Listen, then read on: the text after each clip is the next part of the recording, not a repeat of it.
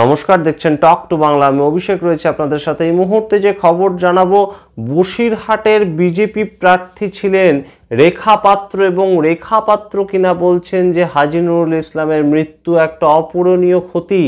তৃণমূল কংগ্রেসের সাংসদ হাজী নুরুল ইসলাম, যার বিরুদ্ধে তিনি প্রতিদ্বন্দ্বিতা করেছেন, যার বিরুদ্ধে অভিযোগ নিয়ে তিনি হাইকোর্টের দ্বারস্থ হয়েছিলেন, সেই হাজী নুরুল ইসলামের থেকে নাকি রেখা পাত্রের অনেক কিছু পলিটিক্যালি শেখার ছিল, এমন কথা কিন্তু রেখা পাত্র জানিয়েছেন একটি টিভি চ্যানেলকে দেওয়া সাক্ষাৎকারে।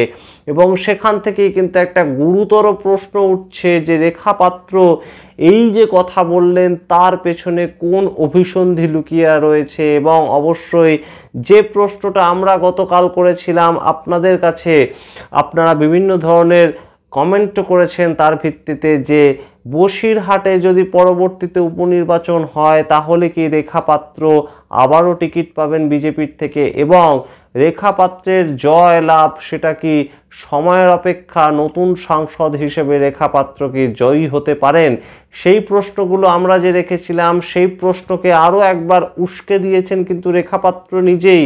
তিনি বলছেন, রেখা পাত্র বলছেন, যিনি বিজেপির তরফ থেকে লড়াই করেছিলেন এবং এই যে সদ্য ঘটে যাওয়া লোকসভা নির্বাচন সেখানে তার অপরিচিত একটা মুখ, সেটাকে বিজেপি কাজে লাগাতে চেয়েছিল, সাধারণ গৃহবধূর মুখ এবং সন্দেশখালী গণ আন্দোলন থেকে উঠে আসা মুখ। তিনি চরিত্র একজন, এবং অবশ্যই প্রতিবাদের চরিত্র স্বরূপ কিন্তু রেখা পাত্র উঠে এসেছিলেন। যেমন ঠিক বহু বছর আগে টুম্পা কয়াল, মৌসুমী কয়াল উঠে এসেছিলেন, ঠিক তেমনভাবেই রেখা পাত্র বিজেপিতে এলেন এবং তিনি ভোটে দাঁড়িয়ে পড়লেন এবং সন্দেশখালী এলাকা থেকে কিন্তু তিনি জয়লাভও করেছিলেন। কিন্তু সামগ্রিক বসিরহাটের যে হাজী নুরুল ইসলামের কাছে তাকে হারতে হলো 3 লক্ষেরও বেশি ভোটের ব্যবধানে। সেই হাজী নুরুল ইসলামের মৃত্যুতে রেখা পাত্র সাক্ষাৎকার দিতে গিয়ে বললেন যে তিনি নাকি পলিটিক্যালি অনেক কিছু শিখতে পারতেন, শিখতে চেয়েছিলেন হাজী নুরুল ইসলামের থেকে।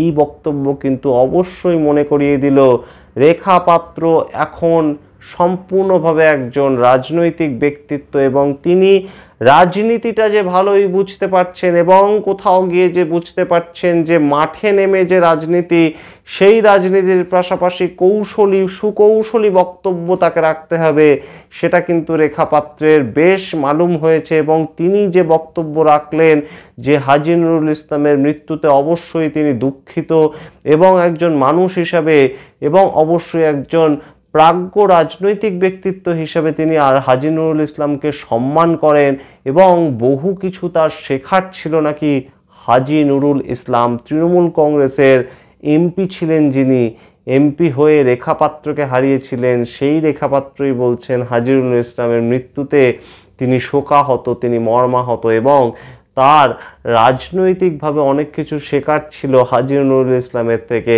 এই ঘটনা কিন্তু অবশ্যই রেখা পাত্রকে অনেকটা ম্যাচিউরিটি যে তার হয়েছে রাজনৈতিকভাবে সেটা অবশ্যই প্রকাশ পাবে। এবং অবশ্যই সূত্র মারফত আমরা যে খবর পাচ্ছি সেই খবর অবশ্যই জানাবো আপনাদের, যে আগামীতেই কিন্তু কয়েকদিনের মধ্যেই বিজেপির নতুন রাজ্য কমিটি তৈরি হতে যাচ্ছে।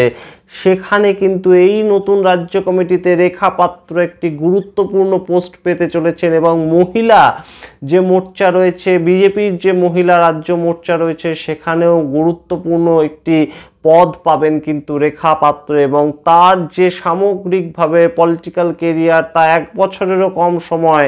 তার কারণ এই 2024 ফেব্রুয়ারি মাসে যখন সন্দেশখালী গণ আন্দোলন সংগঠিত হয়েছিল, সেই গণ আন্দোলন থেকে উঠে এসেছিলেন রেখা পাত্র, এবং তিনি তখন থেকে কিন্তু মাটি কামড়ে পড়ে রয়েছেন। শুভেন্দু অধিকারীর পার্সোনাল পছন্দের মানুষ তিনি, এবং সেখান থেকেই রেখা পাত্র কিন্তু লড়াই করার মানুষ। এবং তিনি কিন্তু বারংবার বুঝিয়ে দিয়েছেন যে তিনি যতটাই সাধারণ মানুষের সঙ্গে মিশবেন ততই কিন্তু তার জনপ্রিয়তা বাড়বে। এবং ভোটে হেরে গিয়েও থমকে থাকেননি রেখা পাত্র। কখনো কলকাতায় ছুটে এসেছেন, কখনো হাইকোর্টে ছুটে গিয়েছেন, এবং কখনো কিন্তু রেখা পাত্র বিভিন্নভাবে এই আরজিকর ঘটনার যে প্রতিবাদ, সেই প্রতিবাদেও তাকে দেখা গিয়েছে। সুতরাং এবার রেখা পাত্র বললেন হাজী নুরুল ইসলামের থেকে পলিটিক্যালি অনেক কিছু তার শেখার ছিল, এবং তার মৃত্যুতে অবশ্যই শোকাহত হাজী নুরুল ইসলামের মৃত্যুতে শোকাহত রেখা পাত্র বিজেপির ক্যান্ডিডেট যিনি ছিলেন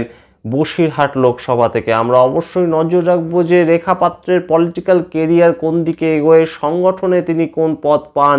অবশ্যই পরবর্তী যে উপনির্বাচন হবে অবশ্যই নিয়ম মাফিক হবে এবং বসিরহাটের যে উপনির্বাচন হবে হাজী নুরুল ইসলামের অনুপস্থিতিতে, সেই উপনির্বাচনে রেখা পাত্র বাজিমাত করতে পারেন কিনা, রেখা পাত্রকে বিজেপি টিকিট দেয় কিনা এবং টিকিট দেওয়ার পর তার যেই রাজনৈতিক ম্যাচিউরিটি, তার যে রাজনৈতিক জনপ্রিয়তা এবং তার যে অভিজ্ঞতা তৈরি হয়েছে গত কয়েক মাসের মধ্যেই, সেই সব কিছুর ওপর ভিত্তি করে রেখা পাত্র তার যে জয় সেটা ছিনিয়ে আনতে পারেন কিনা এবং 13 নম্বর সাংসদ বিজেপির তরফ থেকে রেখা পাত্র হচ্ছেন কিনা সেদিকে কিন্তু তাকিয়ে আমরা সবাই আপনাদের জানাতে থাকবো সমস্ত খবর। এবং অবশ্যই আপনারাও কমেন্ট করুন যে আর কোন বিষয়ে আপনারা অবশ্যই খবর শুনতে চাইছেন, বিভিন্ন ধরনের আলোচনা শুনতে চাইছেন। সমস্ত খবর হাজির করার দায়িত্ব আমাদের।